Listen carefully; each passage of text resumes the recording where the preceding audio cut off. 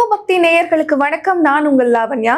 இன்னைக்கு நம்ம நேர்காணல்ல நம்மோடு இணைந்திருப்பவர் ஜோதிடர் ராஜநாடி கா பார்த்திபன் அவர்கள். வணக்கம் சார். வணக்கம். ஸோ இன்னைக்கு எபிசோட்ல ஜோதிடம்னா என்னன்னே தெரியாதவங்க பல பேர் இருப்போம். நிறைய விதமான டவுட்ஸ் இருக்கும் நம்மளுக்கு. ஸோ ஃபர்ஸ்ட் பேசிக்கா சில விஷயங்கள் பத்தி நம்மளுக்கு தெரியாது. இது சயின்ஸா இல்ல மூட நம்பிக்கை என்னன்னே தெரியாது. ஸோ ஜோதிடர் அவர்கிட்ட கேட்டு தெரிஞ்சுப்போம். இதுதான் இன்னைக்கான எபிசோட். வாங்க தெரிஞ்சுக்கலாம். வணக்கம் சார்.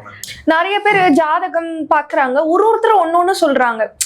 அதனாலேயே மக்களுக்கு ஒரு குழப்பம் வந்து எல்லார்கிட்டயும் போயிட்டு நீங்க சொல்றது வந்து 4 டைம் தான் பார்க்க சொல்றீங்க. இந்த மாதிரி ஒவ்வொருத்தரும் பண்ணும்போது நிறைய வாட்டி பார்க்க வேண்டிய ஒரு சூழ்நிலை ஏற்படும். அது உங்களுடைய பிரச்சனை. நான் இப்போ டாக்டர்கிட்ட போறோம், இந்த டாக்டர் போனா இந்த மாத்திரை கொடுக்குறோம், அந்த டாக்டர் போனா அந்த மாத்திரை கொடுக்குறாரு. அதுக்காக நம்ம டெய்லி நான் காலைல எழுந்து ஹாஸ்பிட்டல் போயிட்டு போக முடியாது. ஒரு குறிப்பிட்ட அளவுக்கு பார்க்கணும். நம்மளுக்குன்னு ஒரு நம்பிக்கை இருக்கும். ஃபேமிலியிலும் ஒருத்தர் இருப்பாரு. எனக்கு தெரிஞ்ச ஒருத்தர், எனக்கு தேவதானப்பட்டி என்னுடைய சொந்த ஊருங்க. அங்கே ஒருத்தர் ஜோசியரை பார்த்துருக்கிறாரு. இப்போ சமீபத்தில் அவர் எனக்கு ஜாதகம் பார்க்க ஃபோன் பண்ணியிருந்தாரு. அவர் என்ன சொன்னார்னா, சார் நான் வந்து சின்ன வயசுல எங்கள் அப்பா என்னை கூட்டு போனார். அப்போ நீ பெரிய கோடீஸ்வரன் ஆவேன்னு ஒருத்தர் சொன்னார். எனக்கு நம்பிக்கைன்னா, எனக்கு சின்ன வயசில் விளையாண்டுக்கிட்டு இருந்த வயசு. அப்புறமா ரொம்ப வருஷம் கழிச்சு பெரிய கோடிக்கணக்கில் எனக்கு காசு வந்துருச்சு. எனக்கு ஆச்சரியம் ஆயிடுச்சு. திருப்பி அவரை போய் ஒரு தடவை பார்த்தேன். நீ வந்து இதை மாதிரி 10 மடங்கு சம்பாதிப்பேன்னு ஒரு தடவை சொன்னார். அதுக்கப்புறம் எனக்கு 10 மடங்கு சம்பாரிச்சிட்டேன். இப்போ எனக்கு அதிக நம்பிக்கை வந்துச்சு. அவர் போய் பார்க்குறவர் செத்து போயிட்டார். அப்போ அவர் என்ன பார்க்கணும்னு தெரியாமல் நான் அப்படியே முடிச்சுட்டு இருக்கும்போது நான் உங்களோட வீடியோவில் பார்க்குறப்ப நீங்கள் தேவதானப்பட்டிங்கிற ஒரு விஷயத்தை நீங்கள் பேசுகிறத பார்த்துக்கிட்டேன். அப்போ எனக்கு தேவதானப்பட்டினோடனே அந்த ஞாபகம் வந்துச்சு. நீங்கள் தேவதானப்பட்டி ஜோசியன்றப்போ எப்படியாச்சும் ஒரு வகையில் அவருக்கு லிங்க் இருக்கணும்னு எனக்கு தோணுச்சு. அப்போ உங்கள்கிட்ட ஒரு தடவை பார்க்குறதுக்காக வந்தேன் சார். புரிஞ்சுக்கிட்டீங்களா? அப்போ இதுதான் நிறைய பேர் பார்த்தீங்கன்னா, இன்னைக்கு காலைல ஒருத்தர் பார்ப்பான், மதியம் ஒருத்தர் பார்ப்பான், சாயந்தரம் ஒருத்தர் பார்ப்பான். எப்போ பார்த்தாலும் ஜாதகத்தை கையில் வச்சுட்டு பார்த்துட்டே இருப்பாங்க. நிறைய பேர் புக்கு போட்டு டெய்லி படிச்சுட்டு தான் இருப்பான். வீட்டில் உட்காந்து கல்கண்டுப்பாங்க. அது மாதிரி இருக்கிறது மைண்டு குழப்பமாயிரும். நான் சொல்லுவது, உங்களுடைய வாழ்க்கையில் ஏதாச்சும் ஒரு இடத்துல ஸ்ட்ரக் ஆகி நிற்கும் இல்லைங்களா? அப்போ நீங்கள் இப்போ பஞ்சர் கிட்ட வாங்கி வண்டியிலே தொங்க விட்டுக்கிட்டு இருப்பீங்களா என்ன? அது மாதிரி. அப்போ பஞ்சர் கிட்ட எப்போ யூஸ் ஆகும்னா பஞ்சர் ஆகிறப்ப தான். அப்போ அது மாதிரி ஜோசியத்தை வச்சுக்கிட்டிங்கன்னா உங்களுக்கு நிம்மதி கொடுக்கும் ஜோசியம். அதை தாண்டி அபத்த ஜோசியனுக்கு 60 நாளையும் தியாச்சுன்னு சொல்கிறாங்க. அப்போ 1க்கு 3 ஜோசியன் போய் கேட்டிங்கன்னா 60 நாளையும் விச நாளையும் சொல்லுவாங்க. ஒரு நாளைக்கு 60 நாளிகை. அப்போ 60 நாளையும் நல்ல நேரம்னு சொல்லுவாங்க. அது மாதிரி ஜோசியர்கிட்ட போய் மாட்டிங்கன்னா உங்களோட நேரம் விதி தான். அப்போ ஜாதகம் என்பதும் ஒரு லிமிட் தான். அப்போ அதை தாண்டி நீங்கள் போனீங்கன்னா மன அழுத்தங்கள் ஆயிரும், மனநோய் வந்துடும். இப்போ நிறைய ஜோசிகாரங்கள்ட்ட போய் கதை கேட்டிங்கன்னா அவங்க எல்லாம் ஜாதகம் பார்க்க போய் தான் கற்றுக்குவாங்க. எவ்வளோ ஒரு ஜோசியத்தை வேணாலும் ஒரு 2-3 பேர், 100ல் 2 பேர் தான் அவங்க பாரம்பரியமாக வந்திருப்பாங்க. மீதி 98 பேர் எனக்கு பிரச்சனை இருந்துச்சு, நான் ஜாதகம் பார்க்க போனேன், அப்படியே நானே நிறைய பேர்ட்ட பார்த்து கற்றுக்கிட்டேன் அப்படின்வாங்க. அப்போ இது வந்து மனநோயை ஏற்படுத்திடும் ஜோசியம். சரிங்களா? ஏன்னா இதில் க்யூரியாசிட்டி அதிகமாக. இப்போ உதாரணத்துக்கு இப்போ என்கிட்ட ஜாதகம் பார்க்க வரீங்க. இப்போ ஒருத்தர் உட்காந்து அவர் ஜாதகத்துக்கு பார்த்து சொல்கிறேன், கூட பிறந்த ஒரு 8 பேர்னு சொல்லுவாங்க. இது எப்படி கண்டுபிடிக்கணும்னு உங்களுக்கு தெரியாது. உங்களுக்கு ஜாதகம் கொஞ்சம் கற்று வச்சுருப்பீங்க. அதுக்கு முறையே கிடையாது. ஜாதகத்தில் ஒரு மனிதனுடைய சகோதரத்தையோ அவங்களோட சித்தப்பா பெரியப்பாவோ கண்டுபிடிக்கவே முடியாது. ஆனால் எல்லா ஜோசிகாரங்களும் தமிழ்நாட்டில் அவங்க என்ன செய்வாங்க, அதை சொல்லுவாங்க. உங்களுக்கு க்யூரியாசிட்டி அதிகமாகும். ஆனால் அதை கண்டுபிடிக்கவே முடியாது. நீங்கள் கற்றுக்கணும்னு ஆர்வம் புக்குக்கெலாம் வாங்கி படிப்பீங்க. கடைசி வரைக்கும் அது உங்களால், ஏன்னா அது ஃப்ராடு வேலைன்றது எங்களுக்கு தான் தெரியும். இது எப்படி ஃப்ராட் வேலை செஞ்சு சொல்கிறோன்னு எல்லா ஜோசிகாரங்களும் தொழில் முறையாக செய்கிறவங்களுக்கு தெரியும். இது மாதிரி நிறைய டெக்னிக்ஸ் தொழில் முறையாக இருக்கிறப்ப வெளியிருந்து பார்க்குறவங்களுக்கு வேற மாதிரி தெரியும். ஆனால் பிஸ்னஸ்க்காக தான் அவங்க பண்ணுறாங்க. ஆமாம், அது பிஸ்னஸ்க்காக தான் பண்ணுறோம். அது எப்படி செய்யணும்னு எனக்கு தான் தெரியும். ஓகேங்களா? அப்போ வந்து ஜோசிக்காரங்க எல்லாத்துக்கும் துருவ கணிதம்னு என்ன தெரியும். ஜாதகத்தில் நவாம்சம் பக்கத்தில் உங்கள்கிட்டே கேட்டு நோட் பண்ணி வச்சிருப்பாங்க. ஓகேங்களா? FNRTன்னு எழுதியிருந்தாங்கன்னா நீங்கள் ஃபாரின்லேருந்து ரிட்டர்ன் வந்திருக்கீங்கன்னு அர்த்தம். நீங்கள் சொல்லித்தான் எழுதியிருப்பான். ஆனால் இதை பார்த்து ஒரு நோட் பண்ணிட்டாங்கன்னா அடுத்து எந்த ஜோசிக்காரங்க தான் அப்படி பார்த்துட்டு 7ஆம் அதிபதி 8, 9, 12, 11 ஃபாரின்லேருந்து ரிட்டர்ன் வந்தீங்களான்னு ஆமான்னு சொல்லுவீங்க. ஆச்சரியமாயிரும். அதுக்கப்புறம் ஒரு பரிகாரம் சொல்லுவாங்க, திருப்பி ஃபாரின் போகிறது. இப்போ என்னன்னா இது மாதிரி நிறைய ஃப்ராடு வேலையில சேர்ந்துருக்கிறப்ப உங்களோட ஜோசியம் அப்படிங்கிறது நீங்கள் வேற மாதிரி ஒரு ஒரு ஹெர்குலஸ் படம் மாதிரி ஆயிடுச்சு. யாராச்சும் ஒருத்தவங்க ஏற்றி விட்டு பார்க்குற மாதிரி. அப்படி இல்லை. ஜாதகம் என்பது ரியாலாக உங்களுடைய லைஃப்பில் சிம்பிளாக என்ன நடக்கும் அதை புரிஞ்சுக்கிட்டு எப்படி போகிறது, அவ்வளோதான். அப்போ நான் வேலை இல்லாமல் கஷ்டப்படுறப்ப எனக்கு எப்போ வேலை கிடைக்கும், அவ்வளோதான். அதுக்கு மேலே நீங்கள் என்ன பார்க்கக்கூடாது, ஜோசியத்தை பார்க்கக்கூடாது.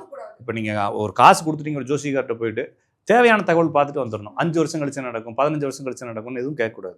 அப்படி கேட்டிங்கன்னா அவர் என்ன செய்வார்னா மலுப்புறதுக்காக ஒரு 4 பதில் சொல்லுவார். ஏன்னா ஒரு பொண்ணு இருக்குது. அந்த பொண்ணுக்கு வந்து நான் 15 வயசு வரைக்கும் ஜாதகம் பார்க்க மாட்டேன். 13 வயசுல ஒரு பொண்ணு ஜாதகம் பார்க்குறாங்க, நான் பார்க்க மாட்டேன்னு சொன்னால் நீங்கள் உடம்பு பிரச்சனைன்னு சொல்கிறாங்க. சரி, உடம்பு பிரச்சனைப்போ அது சரியாயிரும், இது பிரச்சனை இல்லைன்னு சொல்லிட்டேன். அடுத்து கேட்குறேன், இந்த பொண்ணு கல்யாண வாழ்க்கைலாம் எப்படி இருக்குன்னு கேட்குறாங்க. இப்போ இந்த பொண்ணு கல்யாணம் எப்போ ஆகும்? 13 வயசுன்றப்ப இன்னொரு 15 வருஷம் கழிச்சு கல்யாணம் ஆகும்னு வச்சுக்கோங்களேன். 15 வருஷம் கழிச்சு உலகம் எப்படி இருக்குன்னு உங்களுக்கு தெரியுமா? இந்த கல்ச்சர் எப்படி இருக்குன்னு தெரியுமா? அப்புறம் இதை வச்சுக்கிட்டு நான் இன்னைக்கு ஒரு கதையை சொல்லி நாளைக்கு, அதனால பல வருஷ பிரச்சனையோ கதையோ நீங்கள் யோசிக்க தேவையில்லை, யோசிக்க முடியாது. இப்போ 15 வருஷத்துக்கு முன்னால் யூடியூப்னா என்னன்னு தெரிஞ்சிருக்காது இல்லையா? சரிங்களா? இப்போ எப்படி எல்லாரும் யூடியூப்லேயே படுத்து கிடக்குறான். 24 ஹவர்ஸ் பஸ்ஸில் போகிறவன் டிரைவர் கூட வண்டி ஓட்டிகிட்டு யூடியூப் பார்த்துட்டு போகிறாங்க. இப்போலாம் பார்த்தா பைக்லாம் அப்போ யூடியூப் ஆகி பஸ். இப்போ 15 வருஷத்துக்கு முன்னால் யூடியூப்னு சொன்னால் எந்த பைப்புன்னு கேட்பான். சரிங்களா? இப்போ வந்து வேற மாதிரி. அப்போ என்னன்னா புரிதல்கள் மாறுது. அப்போ குறிப்பிட்டு ஒரு 3-4 வருஷத்துக்கு ஒரு தடவை மட்டும் பலன்கள் கேட்டால் போதும். அது தேவை இருந்தால் ஜோசியரை பார்க்கணும். ஏன்னா என் ஜாதத்தை நான் இது வரைக்கும் பார்த்ததில்ல மேக்ஸிமம். ஓகேங்களா, நான் பார்க்கறதுலாம் இல்லை. நான் பயிற்சிக்காக என் ஜாதத்தை எடுத்து பார்ப்பாங்களே தவிர நான் இது வரைக்கும் பார்த்ததில்லை. என் குழந்தை ஜாதத்தை பார்த்ததில்லை. தேவையில்லை. என்னைக்காச்சும் ஒரு நாள் சிக்கல் வரும்போது அன்னைக்கு பார்த்துக்கலாம்.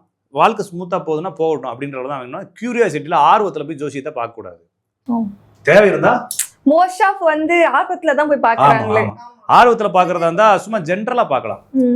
என்கிட்ட ஜாதகம் சொல்லுவாங்க, சார் உங்க வீடியோ பார்த்தேன் சூப்பரா இருந்துச்சு, என் ஜாதகம் பார்க்கணும், நான் நெகட்டிவ் உண்டு சொல்லக்கூடாதுன்னு சொல்லுவாங்க.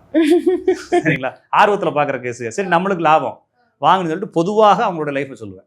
நெகட்டிவ் இருந்தா இது மாதிரி ஒரு சின்ன சின்ன சிக்கல்கள் நடக்கும், அதை கடந்து போங்க அப்படி சொல்லுவேனே தவிர தேவையில்லாமல் ஜாதகம் எனக்கு வேணா நீங்கள் என்னோட நம்பருக்கு வாட்ஸ்அப் வேணா கொஞ்சம் நேரம் கழிச்சு அழிச்சு பாருங்க. அதில் என்ன வருங்க, தேவை இருந்தால் ஜாதகம் பார்க்கவும் அப்படின்னு சொல்லி தான் ஃபர்ஸ்ட் லைன் ஆரம்பிக்கும்.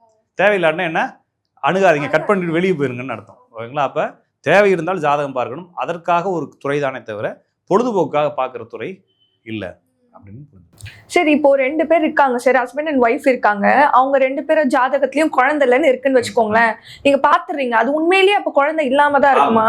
ஆனா அப்ப அவங்க காதல் மேல ஒரு நம்பிக்கை இருக்கும் ரொம்ப. ஏன்னா எண்ணங்களுக்கு சக்தி அதிகம், நம்பிக்கை வச்சிட்டோம்னா அது கண்டிப்பா நடக்கும் அப்படின்னு ஒரு விஷயம் இருக்கு சார். இப்போ அவங்க ரொம்ப நம்பி அதை ட்ரை பண்ணி அது நடக்கிறதும் இருக்குல்ல. அப்படி எப்படி நடக்கும்? இப்போ நம்பிக்கை வச்சா நடக்கும்னா எல்லா பேரும் கோடீஸ்வரனாக தான் நம்பிக்கை வச்சுக்கிறான். உங்க அப்பா உங்களுக்கு ஃபர்ஸ்ட் கூட்டு போய் கோயிலுக்கு நான் நினைக்கிறப்ப என்ன சொல்லி கொடுத்தேன், நல்லா சம்பாதிக்கணும், நல்லா புத்தி வரணும், அறிவு வரணும், எதுவுமே வரல இல்லைங்களா? நம்ம யாருக்குமே எதுவுமே வரல. இத்தனை வருஷமா எல்லா பேரும் கும்பிட்டு. ஆனா எல்லாரும் சொல்றது என்னன்னா, நம்ம ஒண்ணு தீவிரமா யோசிச்சு நம்பிக்கை வச்சா சொல்றதுங்க. எல்லாரும் சொல்றதெல்லாம் விடுங்க. நீங்க உங்க வாழ்க்கையில கும்பிட்டுருக்கீங்களா இல்லையா? இது வரைக்கும் கும்பிடுறீங்க, நல்லா இருக்கணும்னு. பிரச்சனை வருதா இல்லையா? எல்லாத்துக்கும் வந்துட்டு தான் இருக்கு. அப்ப இந்த எண்ணங்களுக்கு சக்தி இருக்குன்றதெல்லாம் சும்மா காசு சம்பாதிக்கிறதுக்காக வச்சக்கூடிய அந்த மேனிஃபெஸ்டேஷன் அதெல்லாம் சொல்றதெல்லாம் காசு சம்பாதிக்கிறதுக்காக பேசப்பட்ட வார்த்தைகள். அப்ப அது ரியலே கிடையாது. அப்படி நம்ம இதை வந்து உலகத்துல எத்தனை பேர் வறுமையில் பசியே இருக்கக்கூடாதுன்னு வேண்டாம் இல்லைங்களா? எத்தனை பேர் பசியில செத்து போயிடுறான்? எத்தனை பேர் பிள்ளை நல்லா இருக்கும்னு நினைச்சுதான் பெக்குறாங்க?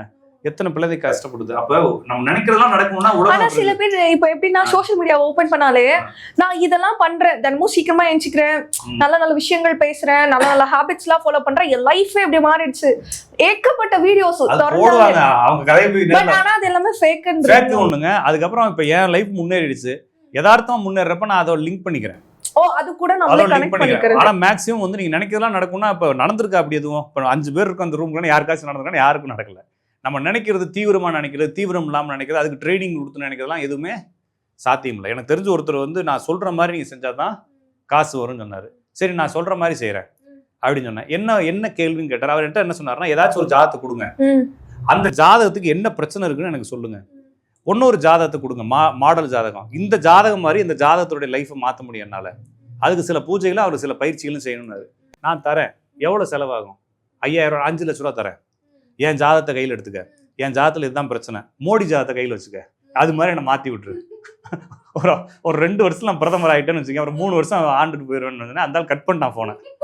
ஓகேங்களா? அப்போ அதுக்கப்புறம் என்ன சொன்னாங்கன்னா, நம்ம நினச்சி உருவத்தி வர நம்ம நினச்சது நடக்குன்றப்ப நான் என்ன பண்ணேன்னா, மெர்சிடிஸ் பென்ஸில் ஜிஎல்எஸ்ல மேப்பேஜ்ன்ற ஒரு இதில் ஜிஎல்எஸ் 350 வந்து ஒரு கார் இருக்குது, 4.25 கோடி ரூபா தான். அதை நான் வாங்கணும்னு சொல்லி மேனிஃபெஸ்டேஷன் பண்ணுறேன். நீ உனக்கு எல்லா சப்போர்ட்டும் பண்ணு, அதுக்கு பூஜை பண்ணா கூட பண்ணு, எனக்கு கார் டெலிவரி ஆனால் உனக்கு 5.5 லட்ச ரூபா தரேன்னு சொன்னேன். அவனும் ஆளக்கானோம். நான் சொல்ல புரிஞ்சுடுங்களா? இவங்களோட திட்டம் எல்லாம் பொண்டாட்டி கட்டுறது, புள்ள பெக்கிறது, இதுதான் மேனிஃபெஸ்டேஷன் பண்ணுவீங்களா? வேற என்ன பண்ண முடியும்? நான் வந்து இது இண்டஸ்ட்ரீஸ், பெரிய இண்டஸ்ட்ரீஸில் ஆகணும். இந்த இடத்துல அம்பத்தூரில் எனக்கு ஒரு 5 ஏக்கரில் இடம்லாம் நீங்கள் நான் சொல்றது 5 ஏக்கரில் கம்பெனி இருக்கணும். ஓகேங்களா? அம்பத்தூரில் 5 ஏக்கரில் ஒரு பெரிய இண்டஸ்ட்ரீஸ் எனக்கு இருக்கணும். இந்த பக்கம் இருங்காட்டுக்கோட்டையில் எனக்குன்னு ஒரு கார் கம்பெனி இருக்கணுன்ற மாதிரி நீங்கள் எனக்கு பண்ணி கொடுங்க. பிள்ளை பக்கிறது நாய் கூட தானே பக்குது, அதுக்கு எதுக்கு நான் மேனிஃபெஸ்டேஷன் பண்ணணும்? அப்போ சமூகம் வந்து வேற மாதிரி குழப்பி விட்டுருக்கோங்களே. ஓகேங்களா? நம்ம நினைக்கிறதெல்லாம் நடக்காது, விதி தான் நடக்கும். இறைவன் என்ன விதிச்சிருக்காரோ அதான் இறைவன் விதிக்கிறாருன்றதை விட்டுருங்க. நம்மளுக்குன்னு ஒரு செல்ஃப் டிசைனிங் நம்மலாம். ஏன்னா அவர் உட்காந்து ஒவ்வொரு ஆளுக்கு எழுத மாட்டாரு. உட்காந்து அப்படி ஒரு காமெடி சொன்னாங்க, எனக்குன்னு எழுதி, அப்ப இவனுக்குன்னு குமுதாவை எழுதி வச்சிருக்கேன், இறைவன் ஒரு போர்டுல எழுதுவாருன்ற மாதிரி ஒரு சரி. இந்த விதின்றது என்ன? சரி, விதிங்கிறது அதாவது விதினா கல்லுக்கு இங்க போட்டா என்ன ஆகும்? ஈர்ப்பு விதி. ஈர்ப்புங்கிறது ஒரு விதி. அதுபோல நம்மளோட வாழ்க்கையில எல்லாமே ஒரு டிசைன், அந்த டிசைன் பேர் விதி. இந்த செஞ்சா இதுக்கு நடக்கும்ன்றது. இது வந்து எங்க ஆரம்பிச்சுன்னா நம்மளுடைய படைப்புல இருந்து ஆரம்பிக்குது. படைப்பு நம்மளை படைக்கப்படலைன்னு சொல்றாங்க. அப்ப நம்ம வந்து ஆல்ரெடி நம்ம வந்து ஆதியில இருந்து அனாதியா தான் நம்ம இருக்கிறோம். இறைவனும் நம்மளும் பதியும் பசுவும் அனாதியா தான் இருக்கிறோம். அப்ப காலங்களும் இல்ல, ஒண்ணும் இல்ல, நம்ம மேலே ஏறி வரோன்னு சொல்கிறாங்க. இது வந்து பெரிய லாஜிக். அப்போ நம்ம செல்ஃப் டிசைனாக பண்ணுறோம். இந்த செல்ஃப் டிசைனை கொடுக்கறதுக்கான பவர் கொடுக்குறது இறைவன் சொல்கிறாங்க. அப்போ இது ஆல்ரெடி நம்மளுடைய பயணங்கள் நம்ம செஞ்ச தவறுகளை மீண்டும் மீண்டும் நம்ம அனுபவிச்சிட்டோம், அவ்வளோதான்.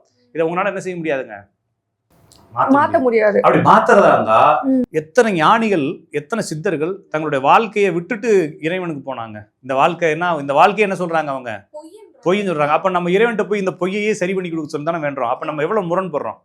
அப்ப இறை அப்படிங்கிறது முட்டாளா இருக்கணும், முட்டாளா இருக்கும் சொல்ல. அவ்வளவுதான். ஓகேங்களா? அப்ப என்ன சித்தர்கள் சொன்னலாம் பொய்யா அப்படின்னா சித்தர்கள் கரெக்டா தான் சொல்லிக்கிறான், உனக்கு புரியல, நம்மளுக்கு புரியல. அப்படி கோயில்ல போய் இப்ப பாம்பாடி சித்தர் பீடத்துல போய் விளக்கு ஏத்துனா கல்யாணம் ஆகும் வேண்டாம். பாம்பாடி சித்தர் புக் எடுத்து பார்த்தா கல்யாணம் பண்ணாதான் எழுதி வச்சிருக்காங்க. புரிஞ்சுக்கிறீங்களா? பட்டினத்தார்லாம் பாத்தீங்கன்னா பெண்களை அந்த பக்கம் போகாதறாங்கிறாரு, அந்த சைடே ஓடாதங்கிறாரு. இவங்க கல்யாணம் பண்றதாங்க போய் விளக்கு ஏத்துறாங்க.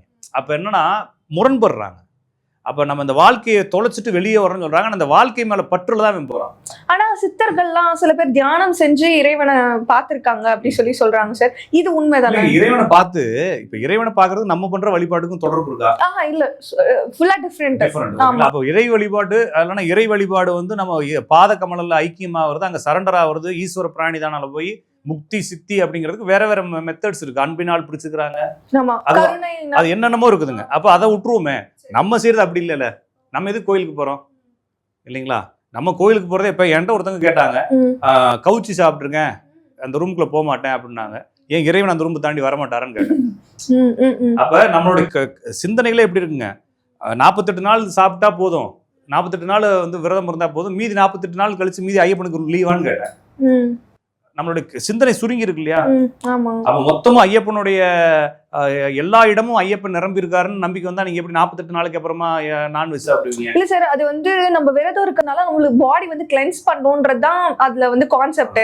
ஆனா எல்லாமே சின்ன வயசுல இருந்து இறைவனோட ஒப்பிட்டாதான் நம்ம செய்வோம்ன்றது வந்து சொல்றாங்க சார். அப்ப நீங்க என்ன செஞ்சிருக்கணும், அதை மொத்தத்துல நீங்க வந்து இறைவனை வச்சுட்டு ஏமாத்திட்டு இருக்கீங்கன்னு அர்த்தம். இல்ல, சில விஷயங்களை வந்து சயின்டிபிக்கா சொல்ல மாட்டேங்கிறாங்க, நம்மளா ஏத்திக்கிறோம்.